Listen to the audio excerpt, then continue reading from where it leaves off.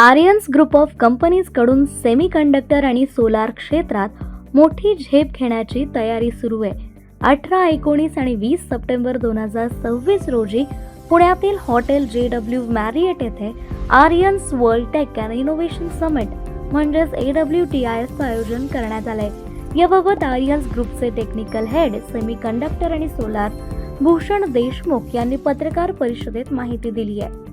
Aryans to the world या संकल्पनेतून भारतात प्रगत तंत्रज्ञान विकसित करून ते जगभर पोहोचवण्याचं कंपनीचं उद्दिष्ट आहे.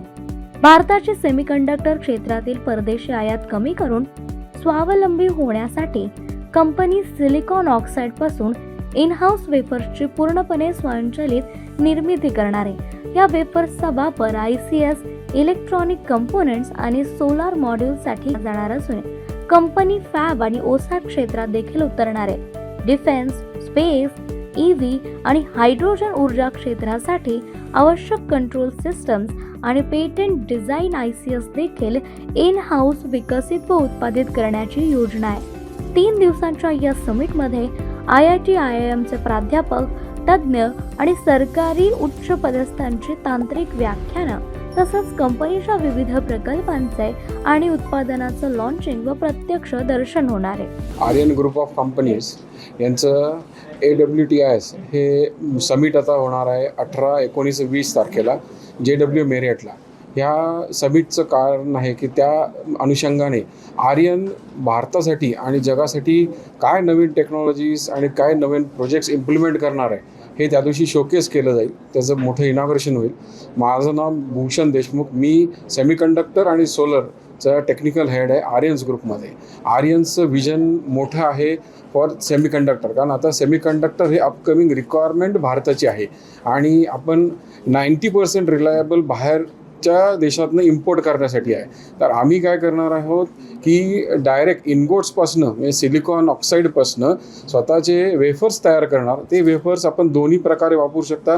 एक ICSमध्ये वापरू शकतात, नंतर इलेक्ट्रॉनिक कॉम्पोनंटमध्ये वापरता येतील. हे सोडून आपण सेम वेफर्स आपण आपल्या सोलर मॉड्यूलसाठी वापरणार आहोत आणि हा पूर्ण फुल्ली ऑटोमेटेड प्लांट असायचा. इतक्या वर्ष सेमीकंडक्टर इंडस्ट्री भारतात न येण्याचं कारण आहे की आपल्याकडे स्टेबल ग्रीड नव्हते, एन्व्हायरमेंट तसं नव्हतं आणि रिक्वायर्ड टेक्निकल नो हाऊ नव्हता. पण आत्ता जो अवेअरनेस नवीन गव्हर्नमेंटच्यामुळे आलेला आहे त्यामुळे सगळं इन्फ्रास्ट्रक्चर अवेलेबल आहे. आम्ही फॅबमध्ये जाणार आहोत, ओसॅटमध्ये पण जाणार आहोत आणि आमचे काही कोलॅबरेटर्स आहेत ज्यांनी already technical designing part complete केलेला आहे, जो इम्प्लिमेंटेशन आहोत.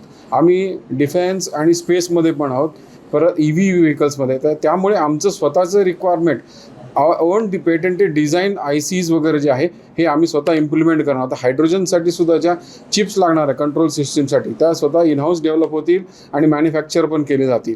आणि आमचं मिशन असंच आहे की आर्यन्स टू वर्ल्ड असं हे आमचं बोधवाक्य आहे. यामुळे जी काय टेक्नॉलॉजी आहे ही सगळे भारतात तयार करून संपूर्ण विश्वासाठी आपण हे चांगलं काम करणार आहोत. काही ग्रीन ॲप्लिकेशनसाठी खूप मोठे मोठे इनिशिएटिव्स घेतलेले आहेत जे आता इम्प्लिमेंटेशन लगेच चालू होतील.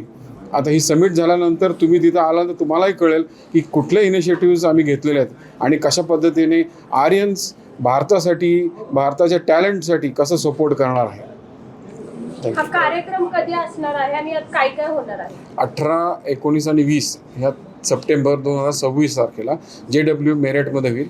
पहिल्या दिवशी म्हणजे लॉन्चिंग होईल या टोटल आर्यन ग्रुपचं. त्यामध्ये काही सेमिनार्स आहेत, प्रतिष्ठित लेक्चरर्स आहेत, IIT IIMs आहेत, गव्हर्नमेंटचे ऑफिशियल्स असतील. ह्या अनुषंगाने जे आमचे प्रोडक्ट ऑलरेडी तयार आहेत त्याचं शोकेस केलं जाईल आणि ते नंतर रोल ऑन होतील. गव्हर्नमेंटच्या पॉलिसीज काय असणार आहे आणि FII कडून मदत घेण्याची गरज आहे का? आमचं स्वतःचंच FII आहे, म्हणजे त्यामुळे आम्हाला दुसऱ्यांचं कोणतं इन्स्टिट्यूशन फंड लागणार नाही. आम्ही स्वतःच हे सगळं इम्प्लिमेंटेशनसाठी फंड्स रेज झालेलं आहे आमचं. आणि गव्हर्नमेंट नीती आयोगावर आम्ही काम करतो. फ्युचर जे गोल्स आहेत देशाचे त्या अनुषंगाने सगळं इम्प्लिमेंटेशन केलेलं आहे.